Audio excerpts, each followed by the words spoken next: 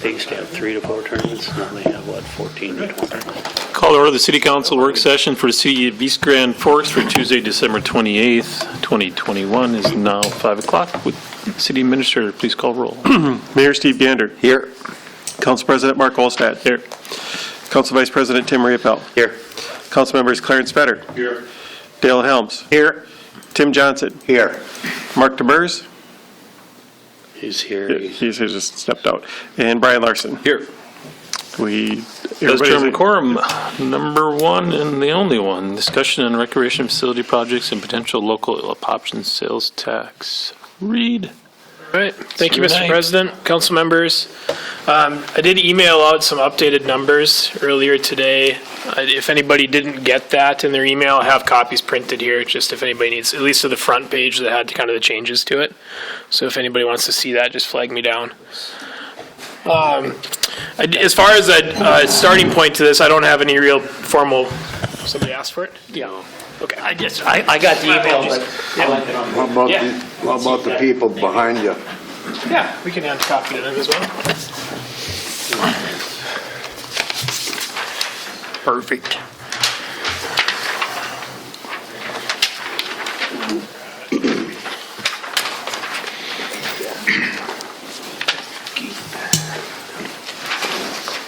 Okay.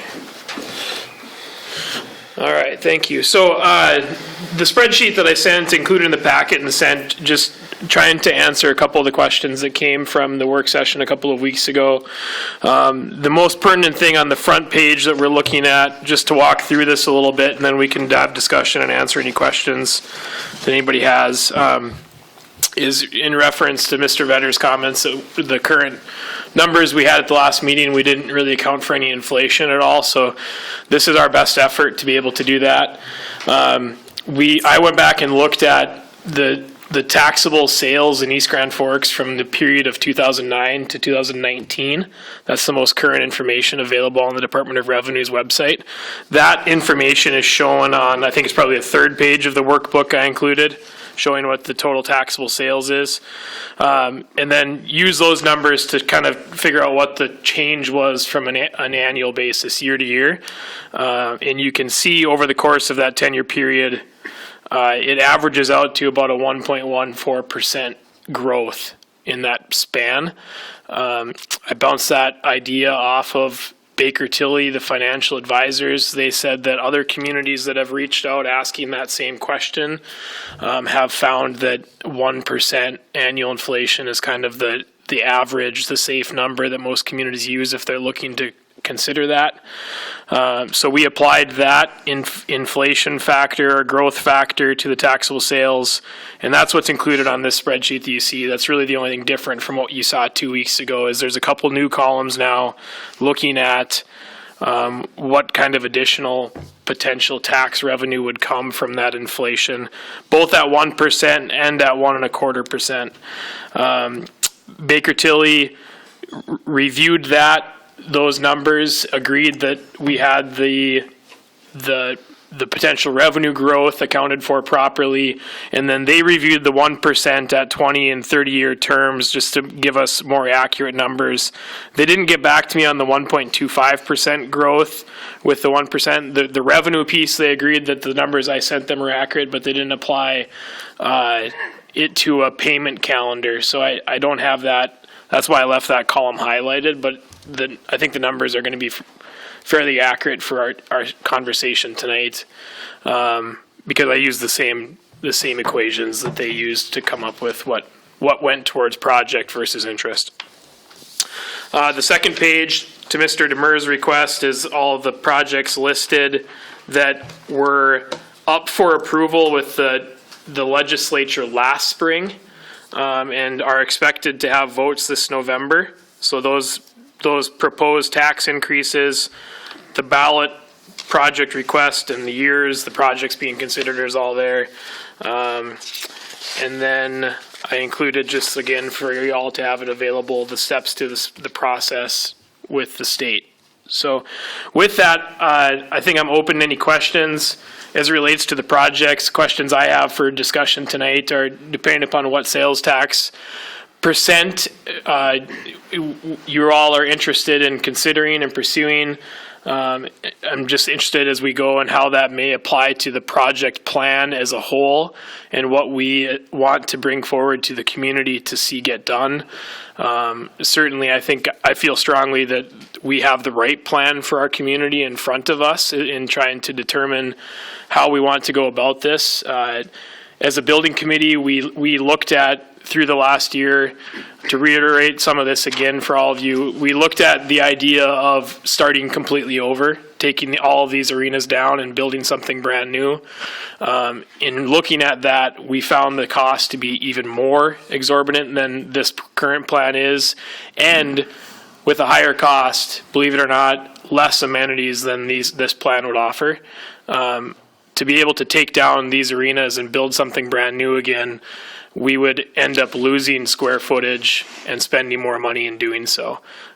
These amenities that we're talking about adding through these additions are going to further serve our community members outside of the sport playing members of our community by being able to have places for people to gather for community parties and to come and have some fitness or some recreation outside of just playing a sport. And I truly believe that we found that as a building committee when reviewing if it was the right plan for us to reinvest in these facilities, we wouldn't get that for this dollar amount if we were going to build new again. So I feel confident that this is a good plan. It's just a matter of figuring out where it's all going to come from and how we're going to make it work as a community. So I'm open to any questions or input any of you have. Mr. Riepel. Some information back in about 12 years ago, I was on the ICON committee, and the CVB at that time projected every hockey tournament that comes into the community brings roughly about $250,000 of revenue into the city at that particular time. Grand Forks went from 3 to 4 tournaments to now 14 to 20 tournaments. Huge revenue boost. We also updated over there the Apollo Complex, and they're holding probably 4 to 5 tournaments every summer now. So baseball is holding its own too. They do need some repairs done over there, but we're talking about East Grand Forks. This is a good, solid plan that was not involved with any council members. This was all citizens that came together and formulated this plan, which makes it even more of a needy program. One question, just because I have you here. I'm looking at I called it the Recreation Reinvestment GLG booklet. They had a little different name for it, but it was emailed to us a while back. One thing that I've always really disliked about how we present our civic center is the main north and south street along the west edge is all broken up. It's really half a street. And to me, if you're going to present one of your prime venues of your whole community, you want to pay attention to that whole streetscape around there. It almost looks like the parking lot runs right up to that western edge where the street would be. In your plan, have you worked that out where we're done with a half a street or a crummy street in there? Does this take that out? Yeah, that's the idea behind that is as much as I've asked Jason to let us call it a street so we can use street repair and maintenance funds to fix it, it's not a street, even though it operates as one. People use it as one to get from 15th to 17th. So in this new plan, no, it would no longer be a through street. We would make an effort in reconstructing the parking lot to get the parking lot closer to the building on that side and remove the through street aspect of it. On the very west side, on that, I think it is a street, even though it's gravel. On the west side of the parking lot, backed up to those businesses, the car wash and so forth, that would remain a through street. It's not part of our project budget to do anything with it, but it's not planned to remove that. And that is, I don't know what avenue it is, but it isn't an avenue right now, even though it's gravel. And the reason I think it is relevant to this is if we don't pay attention to that now, we're going to have to pay attention to it in the not too distant future. So if it's built into the plan, you could almost say it's some savings later on that we don't have to come back and do. I would agree. Anybody else have anything right now? One thing that I'm glad you sent that stuff, and that's exactly what we were talking about the other day. I was just looking at, if you're looking, I'll refer you to the 1.25, with the 1% annual growth in taxable sales. So if you look at year 20, you're at 28 million, and year 23, you'd be at roughly almost 33 million. Okay, so in my mind, project's 37 million change. Roughly looking at that balance there of what we have to look at for raising money, fundraisers, donors, naming rights. Maybe roughly about 5 million. And if you look at the one above at the 1%, you're going to go out additional, added here. You're going to go out additional 5 years to get to that same dollar amount. So I'm looking at the benefits of going to the 1.25 instead of the 1%, where you're going to have a payback quicker with the sales tax than you would with the 1%. So, I think we got to make sure we're aware of that. We've had past experience when we've been able to pay back stuff from the sales tax a little bit early. I think we need to recognize that even though it's 0.25% higher, you're saving years on what you're having the citizens pay under sales tax. I think that's got to be accounted for, and people have to really look at that. So.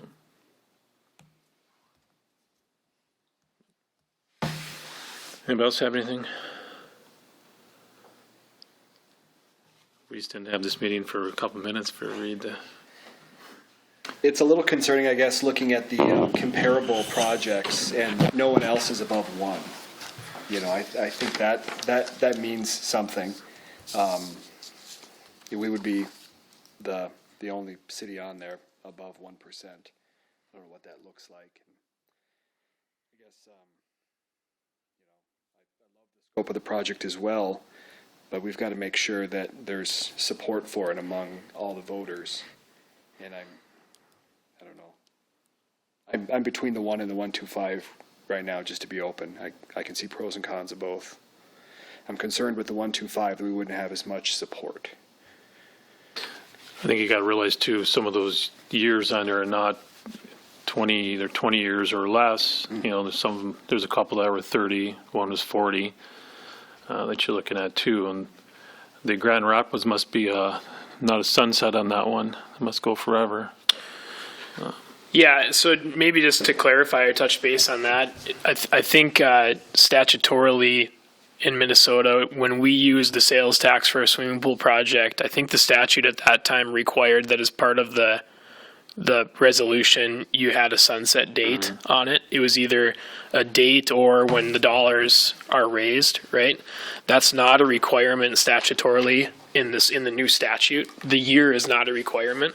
You see a lot of communities still doing that. Obviously, there's one that didn't, but in the case of Grand Rapids, basically the way their ballot question is, or their resolution is listed, is that it's when the project is paid in full. So that dollar amount, when they reach that dollar amount, that's when the tax would sunset. And if it takes, we know in Grand Rapids, it's not going to take them 40 years, but if it took them 40 years, it would be there for 40 years, right? So it's something to consider that's maybe a little different than what we had. I'm not advocating for that necessarily, just for information's sake, that it's not a requirement like it was for those of you that were here and very active when we were working on the swimming pool tax. if I look at how the businesses could respond to this as a group, as we're aware, we did put out a survey with help from the Chamber of Commerce to try to get a feel back from our businesses what their preferences would be.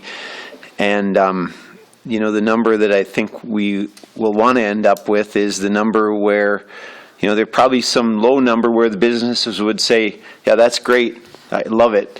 Then there's a little higher number where the businesses say, I'm not crazy about it, but I could live with it. And there'd be some higher number yet where the majority of businesses would come back and say, that really could be very destructive to the business community. And probably that's the point where we need to, consider drawing that line. Sure enough, it may be a little beyond where they would prefer it to be, and yet there's going to be a huge benefit also, as you guys have said earlier, bringing more activities into here, community growth with civic pride and young families coming in wanting to get their kids in these programs, chances for adults to go exercise more, better lit, nicer facilities and all. So we see a huge upside also. So I think we're, on the business part of it, we're happy to go to the point of, if they say, we don't prefer that, but I guess we could live with it. That's about what we're going to have to work toward. And that'll be a back and forth if you need anybody to go back and forth with these businesses and just show them what the benefits are. I'm happy to be part of that. So I will look forward to hearing the result. That survey went out today, and they'll bring it back in the next few days here. So that'll be good. Mr. Johnson? Well, I'm all for the 1 1/4. I was, when I first came in, I thought, well, 1 1/2, well, Jesus, that's just nuts even for a voter. 1 1/4, and, to do what we want to do, I mean, it's great. This is a big, big project. This is exactly what this town needs. So, thank you. Mr. Demers? Thank you, Mr. President. Couple questions, and I'll probably talk again later, but do we know on city projects, does our sales tax exemption extend to local option sales tax as well, or is that just for the base? For like clothing and food and those types of things? No, I'm saying for city projects, so, we have sales tax exemption for city purchases, so say we do a street project, we are sales tax exempt. I'm just believe it wondering is, what yes. the impact to, our projects and stuff like that. Is that going to have an effect on it, or are we? It shouldn't, because it would be calculated. But does that is it just on the base rate, or is it on, would we pay an extra % for that? Do you get what I'm saying? Yeah, I think I do. I mean, it would be a % or so extra on project cost if we want to do anything at the city, or, Water believe- Light buys a lot of stuff through the city as well. There's certain things that are tax exempt, yes. Right. Yeah, and I believe as long as we don't pay if we don't pay sales tax on it now, I don't believe we would have to add that 1%. You don't have to, it's all sales tax. Like the county, we don't pay county sales tax either. Correct. Like that extra quarter. Okay. Another question, kind of on process.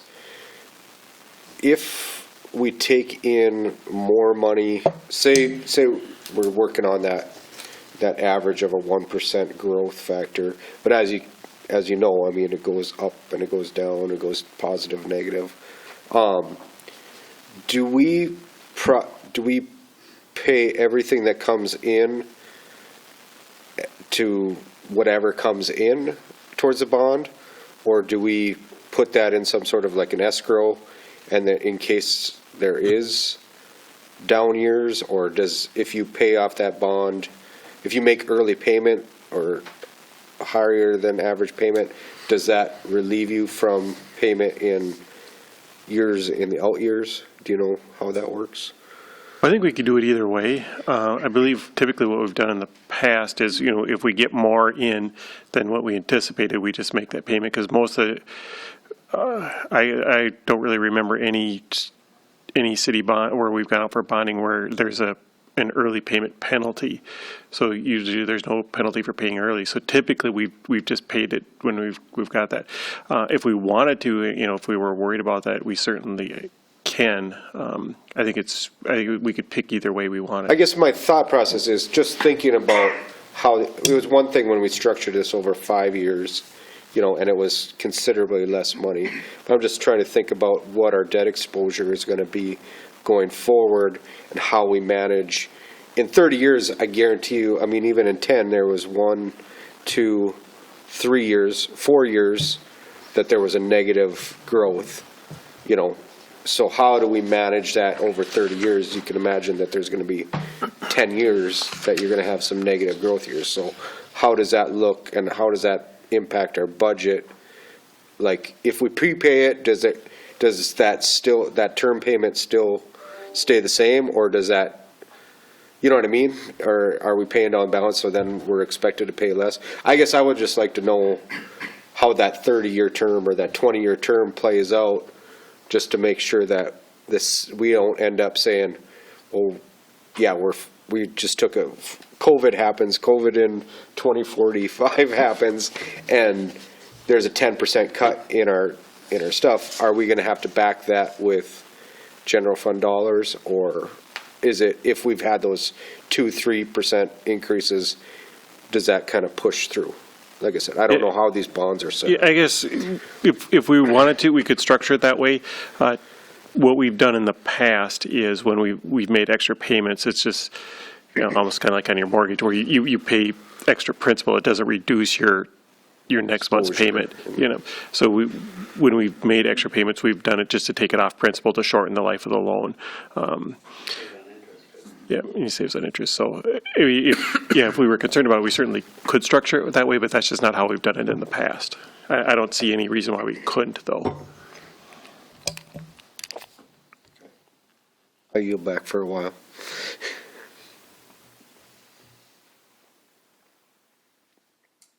I like Mr. Olsted's 25-year. That's what he had figured. Well, I mean, you're going to have to factor into what you have to pay for interest. I'm just going by the fact of what you have to. So that's where I was going to say is, I think before we talk about years and rates and all that stuff, you have to figure out how much are we willing to subsidize on this project. You figure out what that number is, and then you can do the math, you know, with you can make all kinds of variable adjustments, you know, but if you don't have an idea of a $37 million project, how much do we want to spend on it? I mean, are we talking 30 million, or are we talking 25 million, or are we talking, and what does that get us? You know, if we decide that, really, you just have to kind of make the multiples and figure it out. So say we decide we're going to pay for, it's 37, right, for the full package, approximately, roughly. So say we're going to pay for 30 million, what does that 7 million, I mean, it could be a number of things, I guess, but, I mean, what can we get for not putting forth that 7 million? Yeah, and that's not a question, I don't think I'm really prepared to be able to answer that question tonight, as far as, you know, we would need to get back together with JLG and construction engineers if we're going to start talking about having a limit to what our known funding is at this point, and say we still want to get the remaining 7 million done, but we don't know when we're going to be able to do it based on fundraising and when the money comes available, right? How are we going to make that work? We're not prepared to be able to say, and I don't think our community's really even, we haven't asked the community that, if we can't do all of it, what's the biggest priority, right? I have my answer, but that doesn't mean that my answer is the same as any of yours or our community members.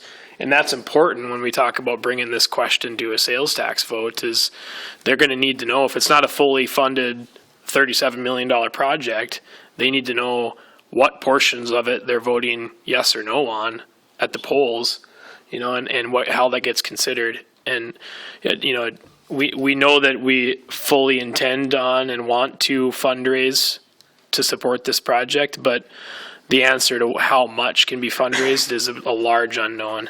Naming right opportunities, certainly there are naming right opportunities. We feel strongly with that, but even the range of what naming right opportunities are, I think, are a big unknown right now.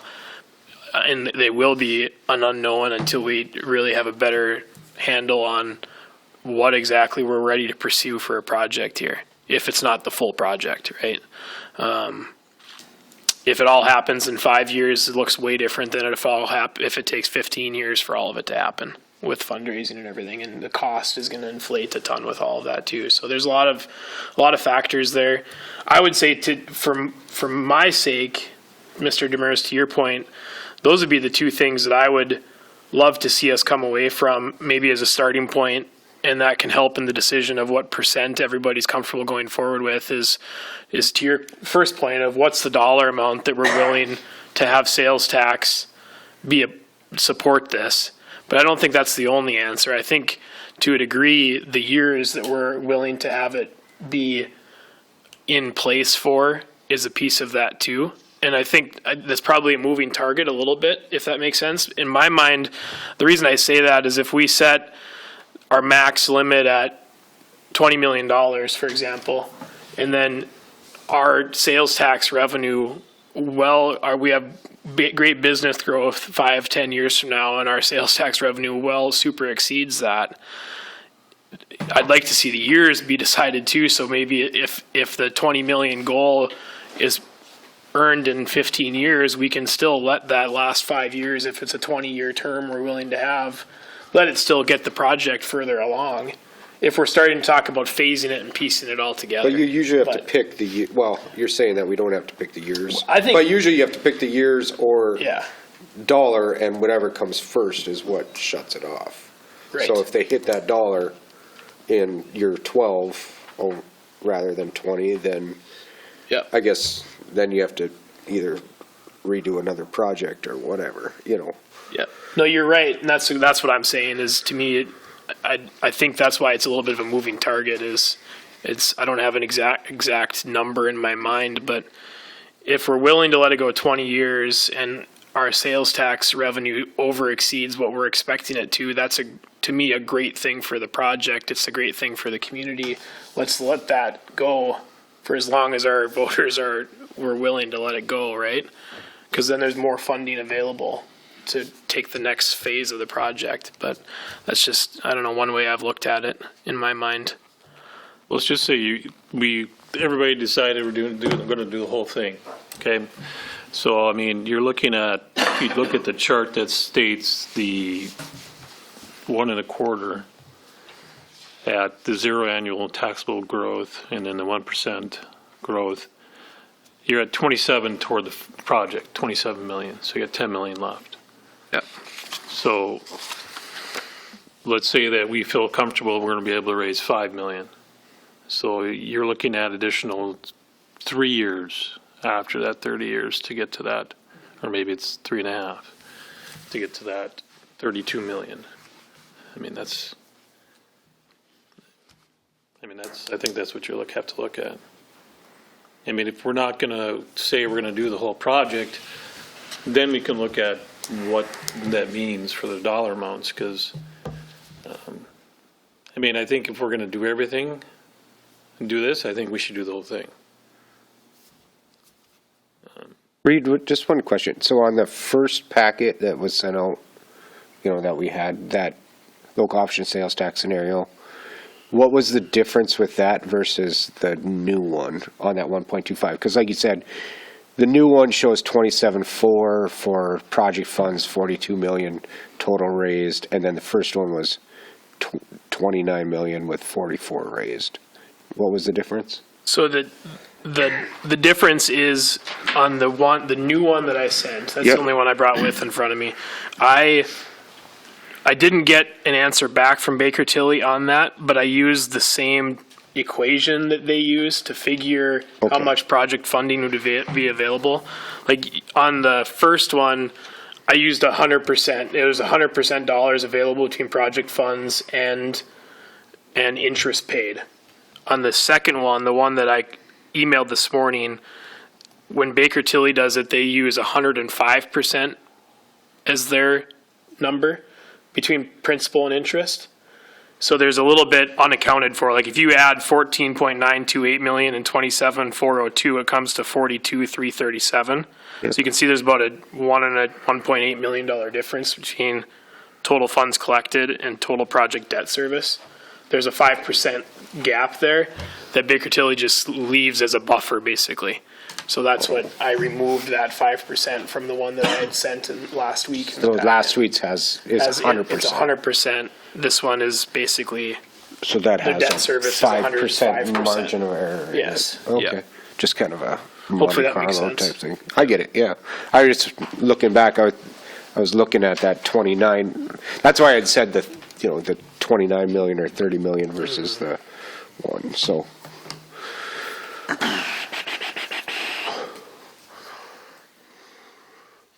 Just for everyone to know the value that this project is, I know we had some conversation about a phrase of deferred maintenance the last time we got together, and for fun, someone had maybe said, oh, there's no deferred maintenance there. It's all been well kept up and it's in impeccable condition.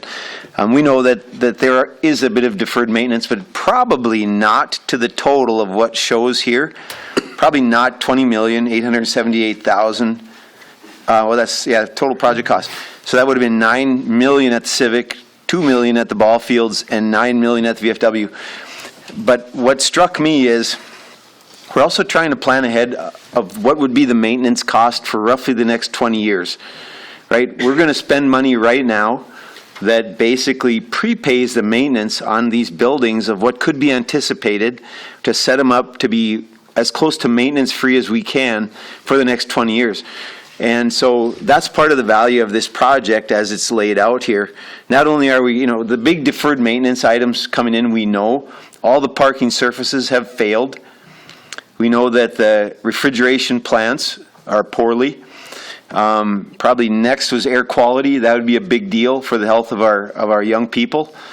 Those are deferred maintenance. Arguably, looking at the condition of those facilities, it would have been nice to have done something sooner. And there are a few other ones. You guys would know. If you sat on the committee, you'd know other items. But the big ones are right there of what could have been done up to now. And yet when you get to that higher dollar, the thought that came to me that I feel makes this more of a value is we're trying to pay ahead on basically setting these things up to be as maintenance-free as possible for the next 20 years. And to me, that's a lot of value added for our residents. And I think just to take that one step further, to add to it, it's also to get them up to the standards and required standards of today, right? Yep. Accessibility. It's accessibility, it's the emergency lighting, it's fire systems. Those are all, they're not necessarily deferred maintenance to that point, but if we're going to do any form of project at all, they're going to be required improvements that need to go along with it. And we all know that in the community, as a community, we've done that at the Civic Center specifically, project after project the last 15 years. We've stayed right under that threshold to make sure we don't need to take that step to make it ADA compliant or to add the addressable fire systems or the sprinklers, right?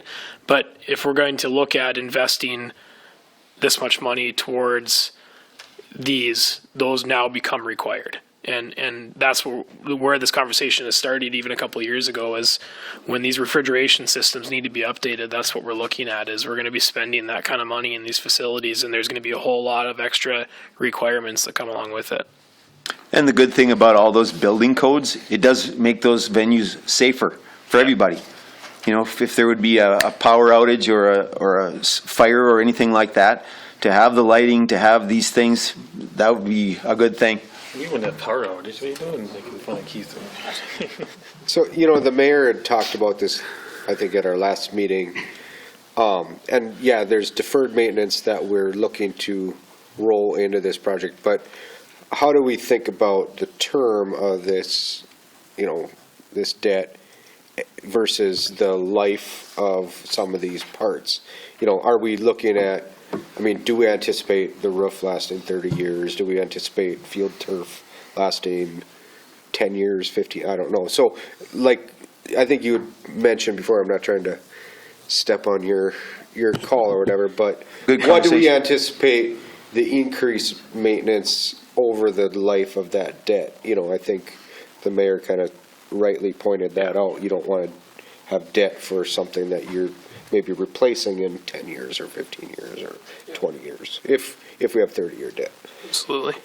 I don't have a item by item age, expected lifespan on all the components that would be included in the project, but speaking in generalities, one of the, I guess maybe to summarize the discussion that our building committee had first, in talking in how our project budget grew to the number that it is today, we started as a committee with the goal handed from Mayor Gander a year and a half ago by resolution from Mr. Demers and the council of a 1% sales tax for 20 years, right? And we knew that that was going to get us about $15 million in project funds. The way that that turned into a $37 million project was largely focused around the discussion of where are we at the end of the 15 to 20 year 1% sales tax, and where do the buildings look like then? And largely, if we felt like, based off of the investment lists that we've shared and that required improvement number, we could spend $20 million in the current facilities as they stand today. And at the end of the 20 years, we would have roofs that maybe have 5 to 10 years left on them. We would have certain aspects of the facilities that are in need of replacement again. We wouldn't be confident that the facilities are further ahead to serve us in any way further than they do today. No additional amenities included, just fixed what we have in front of us right now. And we may be starting that whole conversation over again as a community and be set in a lot of places, hopefully not as far into it as we are now, but set in a lot of places in the same place we are today. So that's how this conversation grew to the degree that it did, is we felt like we need to put what the community asked for through the survey process, through the listening sessions, in front of the community, in front of the council, to have this discussion. And it's a larger budget because of that. To answer the question more specifically, the building envelope, the roofing, those kinds of things, you know, they're a 30 to 40 to 50 year answer with something like this. And that the roof is a 30-year roof. Typically the warranty on something, depending upon what's used, is going to be somewhere between 20 and 30 years. The envelope itself, with the work that we would do, we feel strongly that the buildings are going to be there for 50 to 60 years and stand the test of time with the work that's proposed here. Certainly the amenities, the finishings inside of it, they're more like a 10 to 15 year lifespan. A turf, today's turf is somewhere in that 10 to 15. If you can stretch it to 20, great. But yeah, we would need to plan as part of this project to be able to know that we need to replace it going forward. You know, the other aspects, the room elements and those kinds of things, are all going to fall into that 10 to 15 year area. But that's what the expected lifespan is, right? And I want to say that with importance, because we also know that that's what the industry standard is going to tell us. But we are all living and working and playing in facilities in East Grand Forks every single day that have those room finishings that are already have outlived that 15-year lifespan and still have a good amount of life left on them. So it's all taken with a grain of salt to a degree, in that we if we care about them and care for them, we know that we can make them last longer than what the expected lifespan is told of us.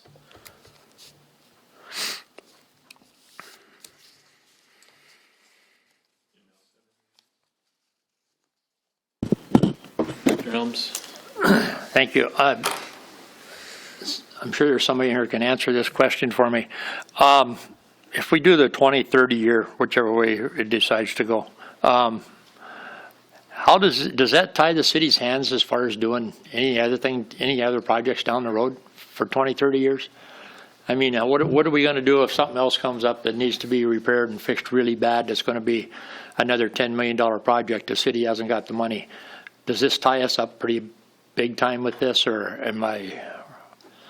that's what I worry about, that if we put all of our pennies into one pile here, well, what are we going to do down the road for other things that, I mean, we want to build a bridge, we want to build a roundabout, we want to fix roads, we want to do all this stuff. I mean, I wish I could say we have the money like Grand Forks has to do all that, but we don't. You know, it'd be great if we did. So does it tie us up? I mean, Mr. Murphy, can you answer that for me, or are our hands pretty well tied for doing the other things, or? Well, I guess the way to answer that would be by funding source. I mean, as far as sales tax, you know, yeah, we could go back to the legislature and ask that, but we'd be then going above, you know, that 8%, we'd probably be the highest in the area by far. So, I mean, I guess to answer your question, as far as funding it by sales tax, it probably, yeah, I mean, it would be effectively shutting us out for sales tax for generating further funds. You know, it would take some pretty good political will and that to go above where we would be at. So, but with our other funding sources, you know, that would still be open to us, but sales tax would probably shut us down. Tim Riopel and I went back and forth with a snarky series of texts, and he was pretty sure he was right, and of course I was just saying the opposite of whatever he said. But we did talk about that very thing about, you know, future tax capacity, and would there be a chance if we came in at a bit lower number here to reserve that tax capacity to go back for 1/4 or 0.5% to the legislature for a bridge if we needed to? Right, so I think that's a legitimate question to look at all the assets that the city would be spending money on and ask ourselves, you know, for this funding of this set of assets, how does that then factor into these other assets that we may have to purchase or do deep maintenance on, if it's the Point Bridge or whatever it may be? So I think that is a reasonable question. And the higher we come in on this one, the harder it would be to go back for another 1/4% for some infrastructure. So we can just tuck that away as part of the conversation. I think that's a good point.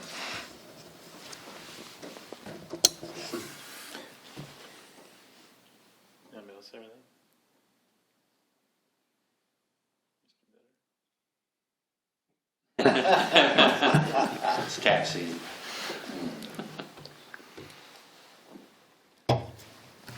I would just say too, to that point, that's true, but the number of projects that are fundable, like Mr. Murphy said, that are fundable by sales tax, at this time, who knows what the legislature will do in 20 years, but at this time, it's quite narrow. So yes, you are limiting what you can fund by it, but you're already limited by what you can spend it on anyway. It's not like we're saying, well, we're going to take part of our property tax and allocate it to it. And that was the reason why I was asking about how our payment of that is structured, because I don't want it to impact, you know, our tax capacity on the property tax side.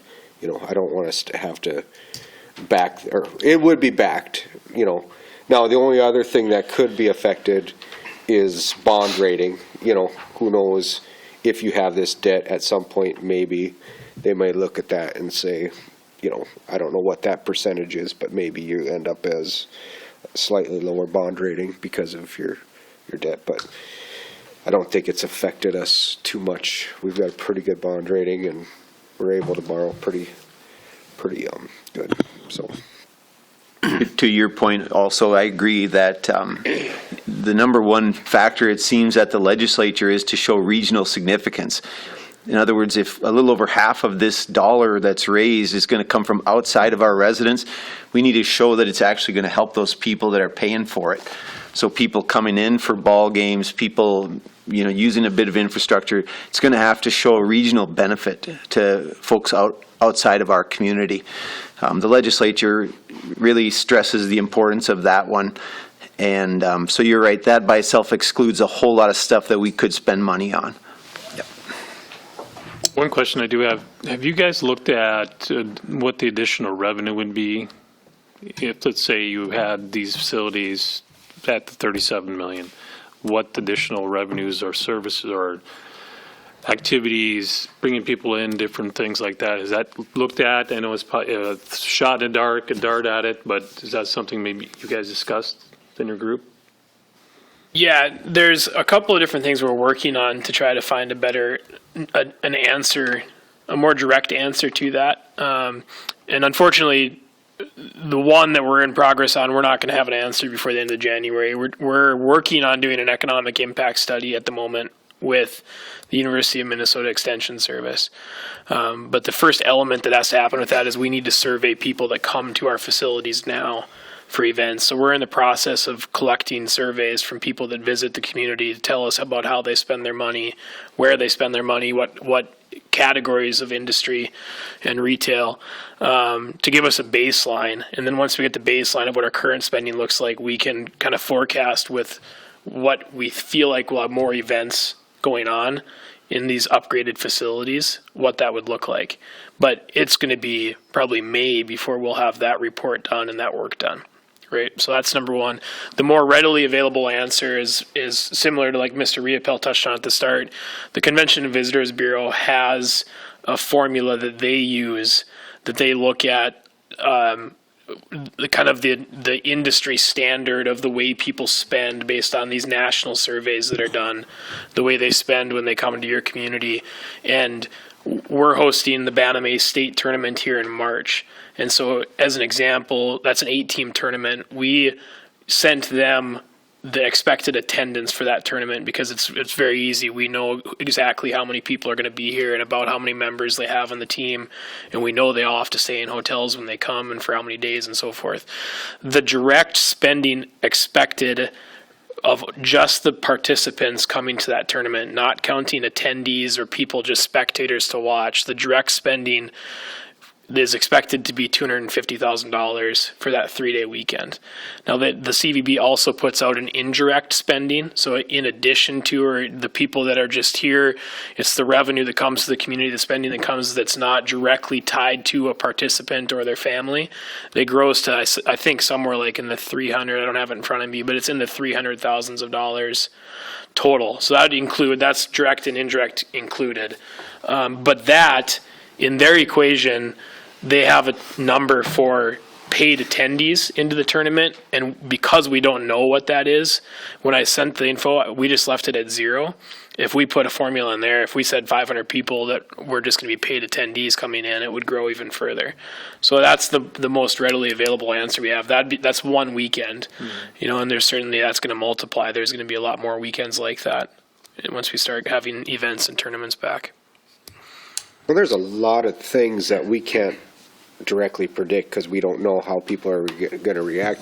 I tend to be, and I've had this debate with our downtown business owners before, I tend to think about things positively. I happen to think that we have incredibly ingenious business people in East Grand Forks, and really, it's I know there's going to be a pushback on sales tax, but there's also an opportunity here.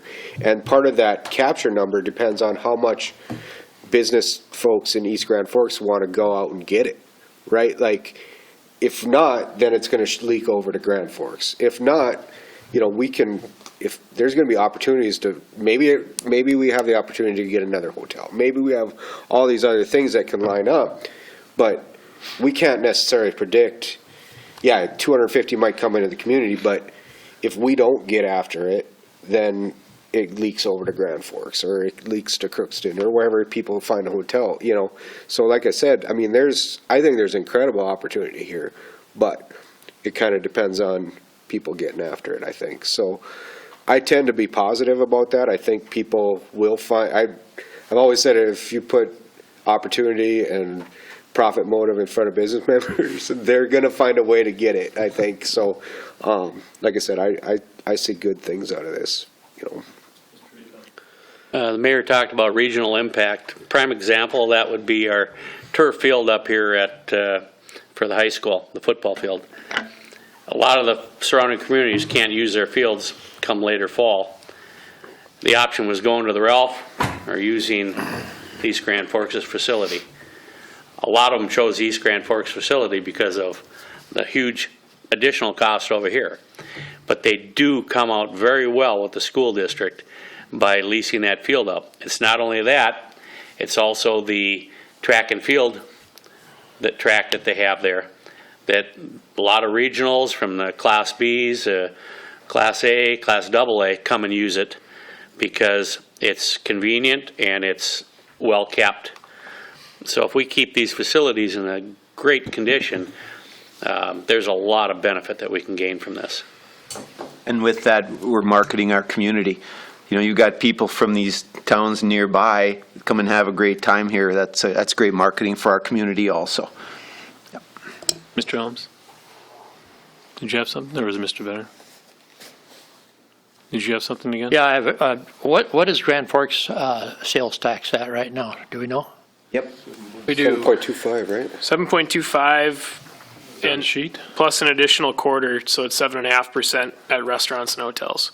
I know it's on the sheet. And then their county's going to add. They're making a talking about a point. county tax, yeah. I don't know what rate for that, though. I couldn't find I'm the sure unit it's on at it. least a half Region cent. Or is what.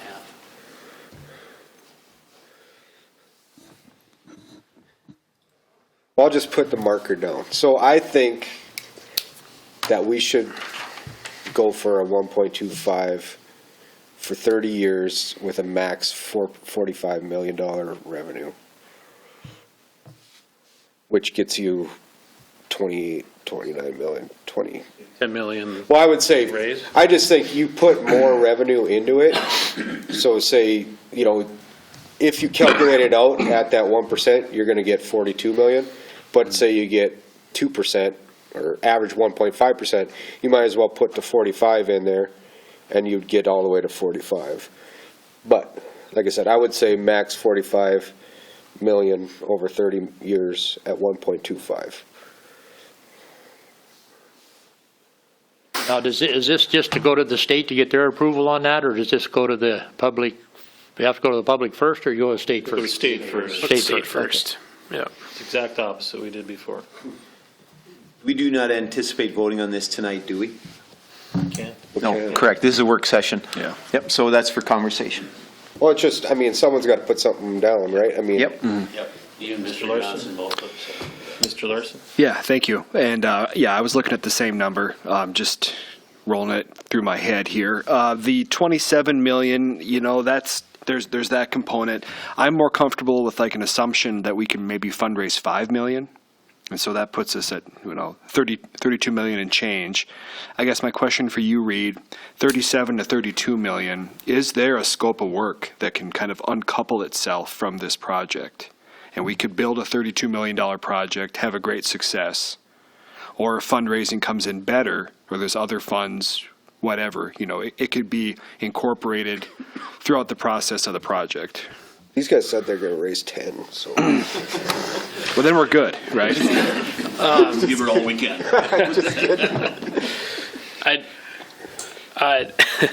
You put me in a tough spot to answer a question there because I'm not the right person to answer it. The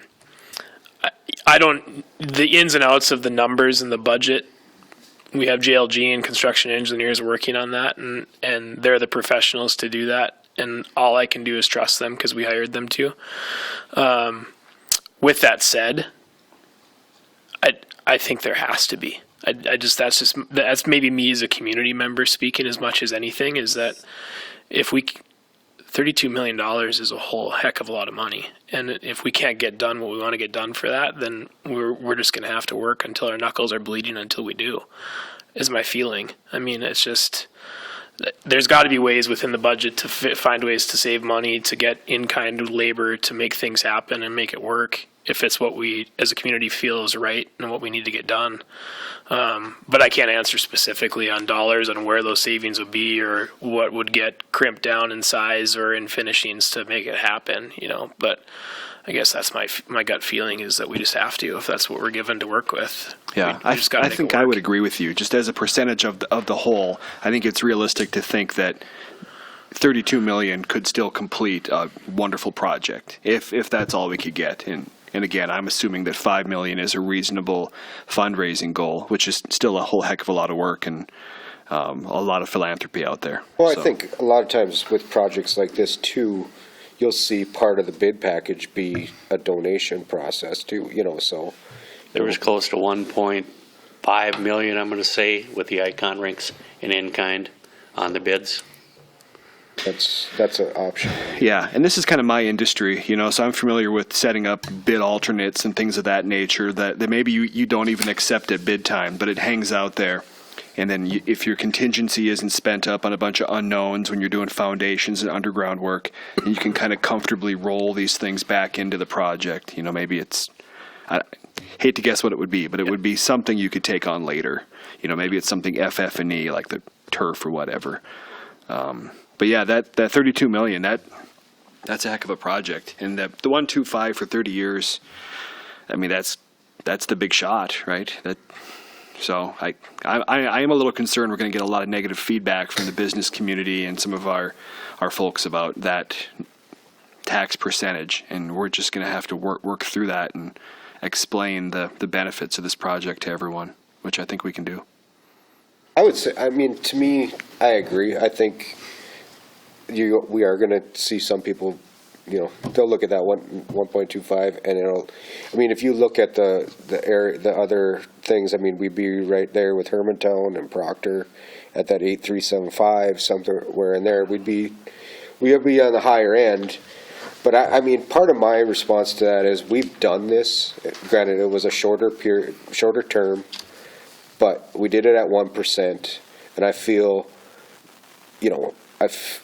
it appears to me on the surface at least that our business community, I mean, even just looking at the numbers over those 5 years, I mean, it appears to me that we've had growth, sales growth, and all those things. I think the biggest problems that we've had is when Canada gets shut off or all those other things. It's not our sales tax that's really affecting this. I think we're going to be fairly in line with what they're doing in Grand Forks. And to me, the difference between a 1% sales tax that we did with a pool compared to the impact that we're going to see, or potential that I would predict that we're going to see from this type of facility, is going to be way more than 0.25% on sales tax. You know what I mean? Like, this is going to be more than 25% bigger impact to the community just on the type, the events, the people it's going to draw, the type of sales tax dollars it's going to bring into the community. Like I said, to me, that first one that we did with the pool was kind of a test run for this, and I think that experience lends itself to doing something like this. And the way I look at the 30-year term, I mean, that's what people finance houses for now. Interest rates, even if this takes a year and a half, I would imagine interest rates are talking going up, but we're still at incredibly cheap money, I believe in this community. I think that this is something that, we'll just highlight the community. It'll make us stronger. It'll bring people in and let us show it off, so I'm very comfortable with a 30-year term. If you could do it with 1%, I would do it, but I don't think you can get what you need done with 1%. Anybody else have any thoughts? Sitting here looking at water and light, and I can see it in his eyes. I think he's got about 10 million there he wants to throw in there.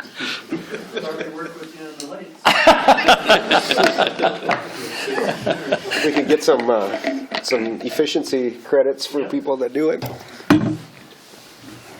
And I think I've said it all along here all night, where I'm at, so I think I'm in line with everybody else that spoke and what they want, but. I agree. I'm in with the 7 point, going to the 1.25.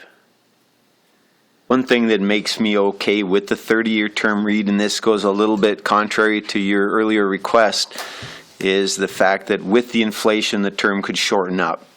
You're going with a 30 so you can get that initial dollar up a bit higher, and yet with the inflationary adjustment on the repayment to shorten that term, because 30-year money, even at a low rate, you'd end up paying a lot of money in interest on that. I hate to borrow for a 30-year term, but if you started out and specified a 30-year term, because of the higher payment year by year, that term would come quite a bit down from that, and that, to me, makes it all very palatable. The 30 is just, again, to get the dollar amount up, and then knowing that it's going to pay off earlier than that would be my preference, but that's just for our conversation. I've never, ever gone anywhere close to that in borrowing, and I just don't think it's a good strategic move other than to get the dollar where we want it and then pay it off earlier. I'm good with that. Mr. Gallstead? Just an observation, maybe I'm just looking at this too simplistically, but if you're going to say, I want 32 million or 37 million, why don't you put a number out there? Why are we fixed on a term? on a 30-year term or a 20-year term, you put out 37 million. If we get it in 20 years, it's done in 20 years. Everybody seems to be bullish on what we're gonna get it. It's not gonna end up going out to 30 years. So you just put the dollar amount that you want in there, and you leave it open for however long it takes to collect it. My only response to that is number one, traditionally, and I never knew that until now that you didn't have to. Traditionally, you had to put a year on it, so that's kind of been what you did. I guess secondarily, I think psychologically, like, I don't want this just to be an endless, and we know that it wouldn't, but, you know, my point is I want to tell people that this will end by this time. You know, I don't like the look of that Grand Rapids one that just says indefinite, no matter how long it's gonna take. I like to say, if we don't hit this number, we're gonna end it by this time anyway. You know what I mean? And we'll have to figure out what to do. And like I said, I don't think, according to Reid, we have to do that, but I just think, in my mind, I want to be able to tell people, this is what we want to raise, and we're going to raise it by then, or else we're done.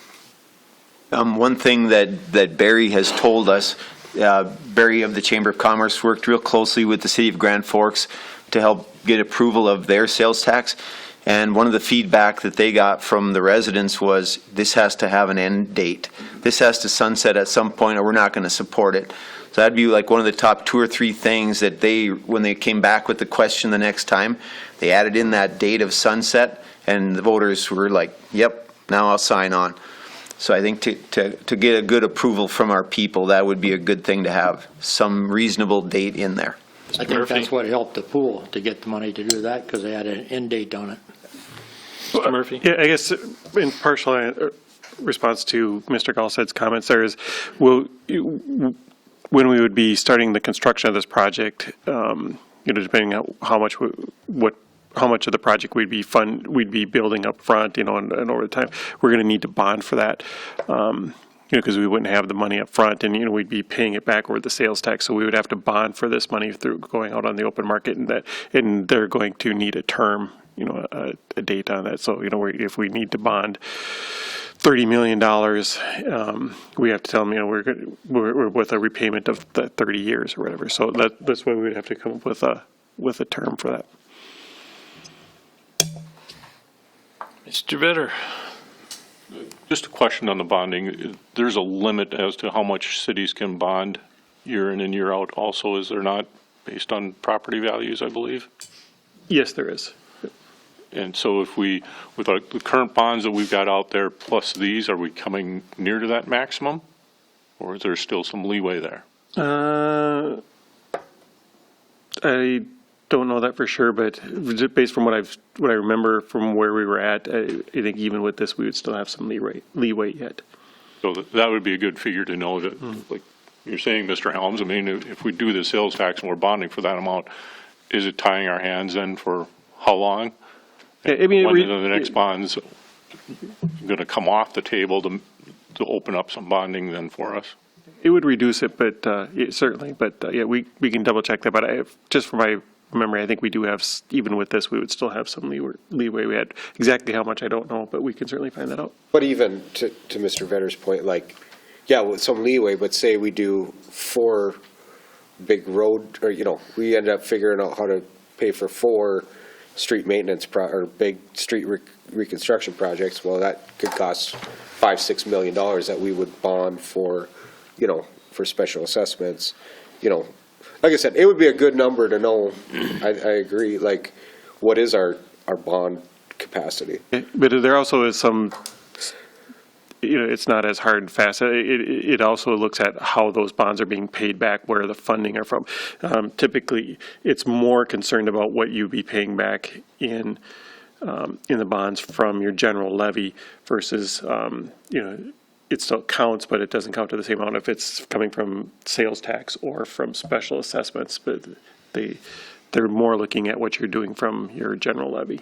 But it still does make a difference. Because really, from our general levy, we have very little that we're actually doing debt service on. I mean, it's less than 1%, right? We're paying on some capital stuff, fire truck and stuff like that, but, okay. Anybody else have any input right now?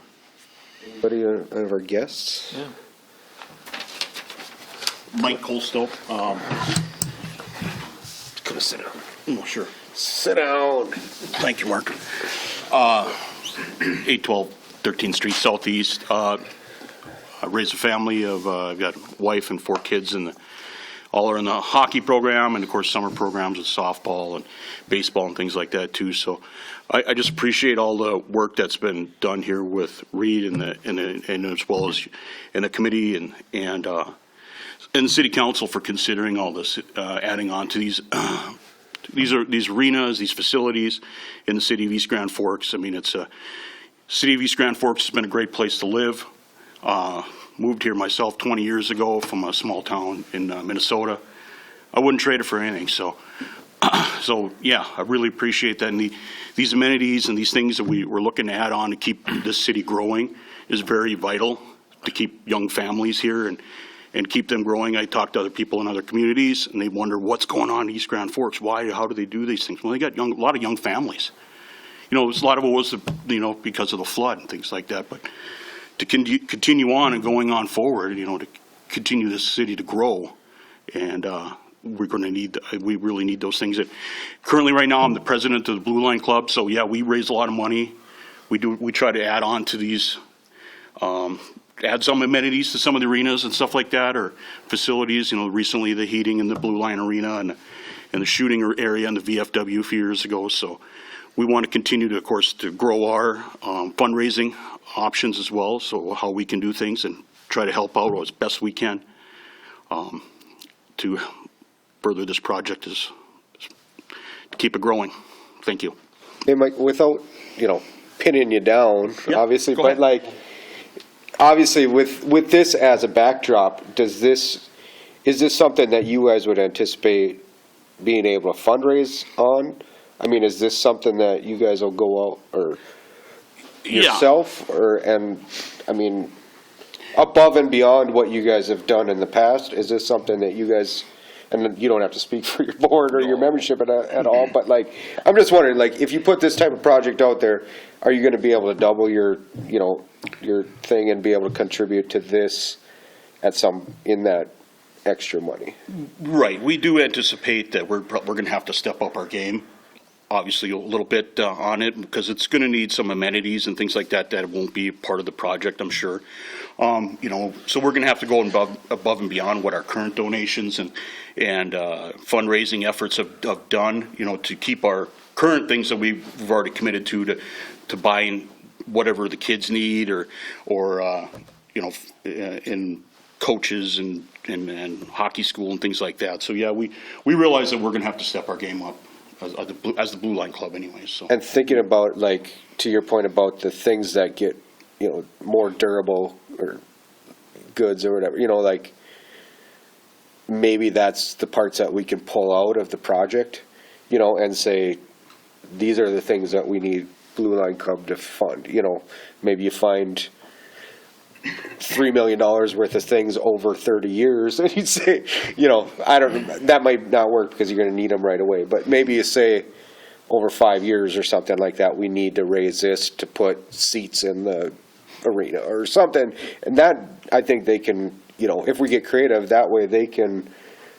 You've seen it at VFW where people put, the names on the glass or whatever. It's some things like that. If we can pull out those pieces and give them to them, you see it all the time in fundraising is, buy desks for a school or buy this. And if you can put your name on something, you can raise a lot of money pretty quick. So I think giving these guys, like I said, I'm a positive person. I think give these guys an opportunity, they'll raise all kinds of money for it. I'm pretty sure they're going to want to raise more than Grand Forks did.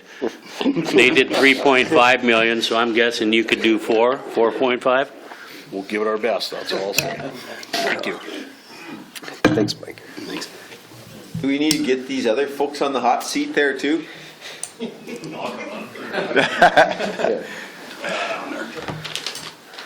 My name's Judd Stouse, and I served on the building committee as well.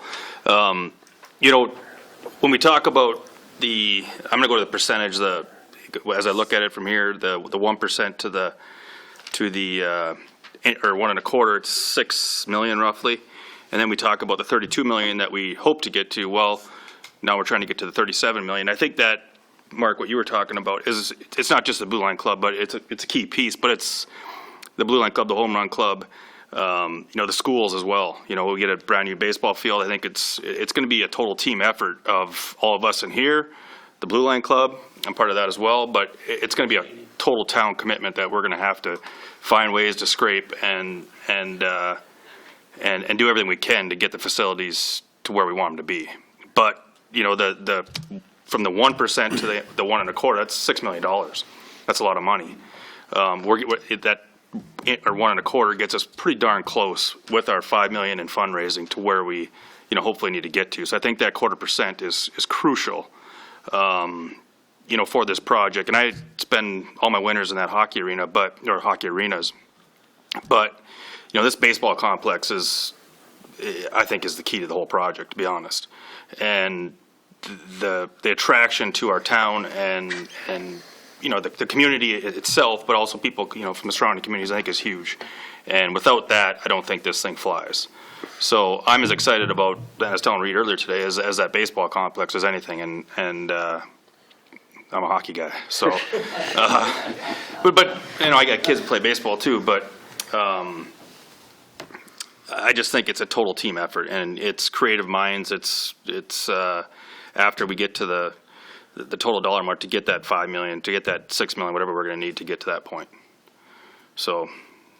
We're going to need some duct tape for all that Denver stuff, though. I know, right? Got a little too much on tonight, but no. And I thank you guys for your time, and from what I'm hearing tonight, it's very positive. I know we put a lot of work in it. Reid has been incredible, and it's very exciting, and it's something our town desperately needs at this point. And I think now is the time.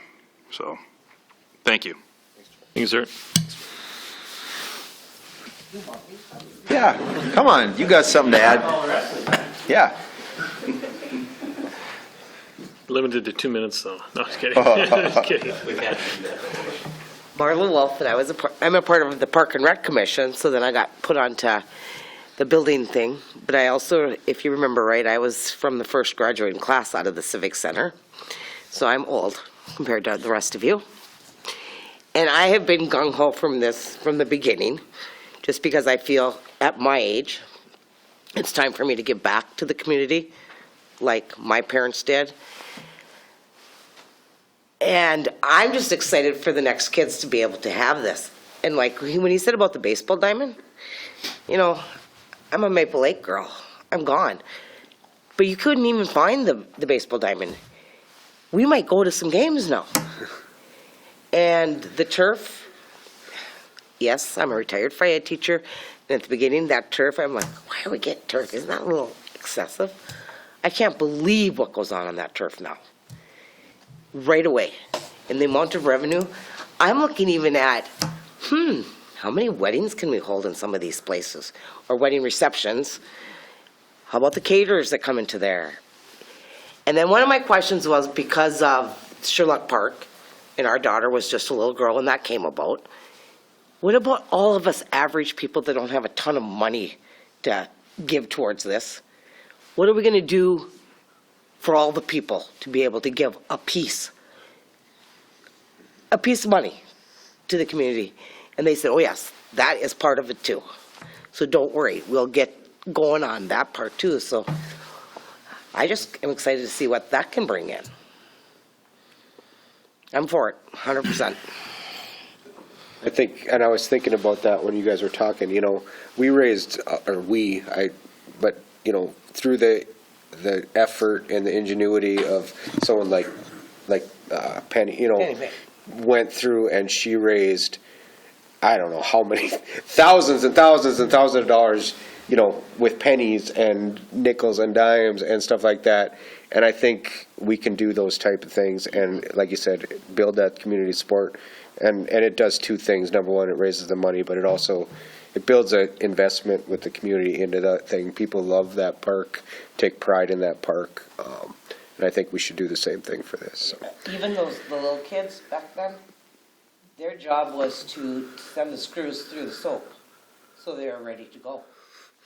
Well, the little kids did something. Yeah, perfect. A lot of dunk tanks with the mayor on it. Jeez. Raise it to $50 million budget. Mr. Elms? Oh, I thought you said it. No, Mr. Larson. Just kind of a outside the box thought. I just asked David to make sure I wasn't crazy, but we had that brainstorming session about what to do with the parcel of land where the sewage ponds were north of town. Ag land is selling at an all-time high. Crazy. Is there an avenue where that we would be interested in selling that parcel and putting that money towards the project? As a city funding source outside of the property tax or the sales tax, but as a component. I don't know what it gets us, but it sure shows that the city's raring to go for this project. As a matching grant. What is it, 350? Could be a try to get that match. I'm not even sure what it is. I'm just, that would be something that would show, hey, this is important to us. I think we should consider every source, every possible source. And it's good faith to say, we're trying to keep this change in the sales tax to the minimum, trying to just trim that down to the minimum and still get a good project. You know what that would be worth, Mark, offhand? It's 380 acres at 5,000. It's 1.9 million. I think it's 380 acres, isn't it? Yeah, part of that was left, we have the overflow pond and some of But the. we also have 110 acres on the outside that we own. On the other side of the road. On the other side of the road. So we have over 400 acres, I think. Yeah, we have 38 acre overflow pond. But, so you're talking, even if it's 400, if you got 5,000 is probably pretty close for something that close to town. So, you'd have to have a buyer, but you'd probably get it. I think there's a buyer. So, like I said, there's options. Okay. Thank you. That's it. Do you need any other guidance, Mr. Riepel? Sorry.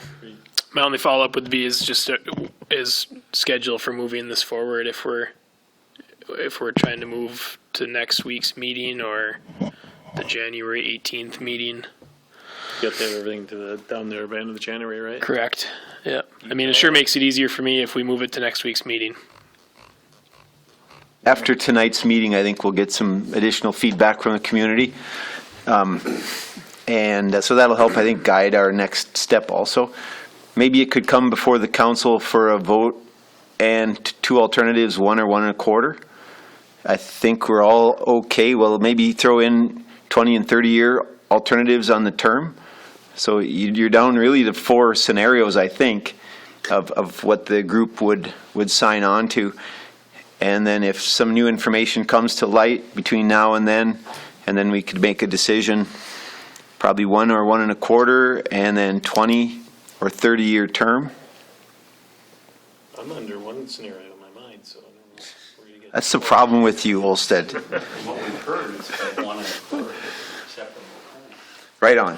I'm just saying, if, depending on what additional information we get over the next week, we just have to set it up as a, to the meeting agenda, what it's going to look like. I think we need to have it for next week's meeting, so, because Reid has a timeline, and we don't want to pinch him at the end of the month for January, so.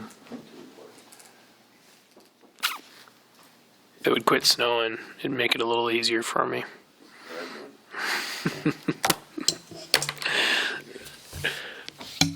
Else have anything to go to the order? If not, we're gonna adjourn. Happy New Year. Yeah, Happy New Year. Did you have something there? Oh, God. Thumbs up. I thought you raised your hand there for a second. Thanks for your diligence. Motion to adjourn? Motion to adjourn. Yes. Mr. Riepel? Yes. Move. Second by Johnson. All in favor, say aye. Aye. Opposed, same sign. Meeting's adjourned. Thanks for coming, guys. So that was worth it. You betcha. Maybe the infill building. revenue.